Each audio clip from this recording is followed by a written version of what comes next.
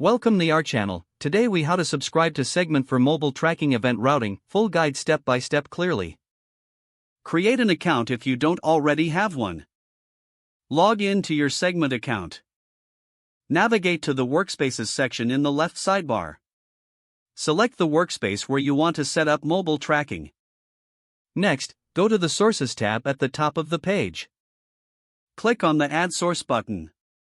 Choose your mobile platform, either iOS or Android. Follow the prompts to fill in the required information for your mobile app. Once the source is created, you will be directed to the Sources Settings page. Copy the right key provided for your mobile source. Open your mobile apps project in your code editor. Integrate the Segment Analytics library into your app. For iOS, use CocoaPods to add the Segment dependency. For Android, include the Segment library in your Gradle file. Initialize the Segment SDK in your app's code. Use the right key you copied earlier for initialization. Start tracking events by implementing the appropriate analytics methods in your app. Test the events to ensure they are being sent correctly. Return to your Segment dashboard and navigate to the debugger. Verify that your events are appearing in real time as you trigger them in your app. If you plan to route events to multiple destinations, configure them in the Destinations tab.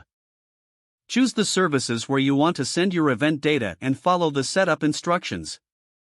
Save your settings and retest to confirm everything is working smoothly. With these steps completed, your mobile app is now set up for Segment event tracking.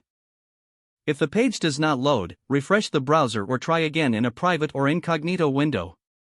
Make sure you are using the correct email address, then retype it carefully to avoid small typos. If your password is not accepted, use the reset option and create a new strong password you can remember. Check your spam folder for verification or security emails, then complete any requested confirmation steps. Enable two-factor authentication if available to improve account security and reduce unauthorized access risk. Don't forget to like this video and subscribe to our channel for more step-by-step tech guides.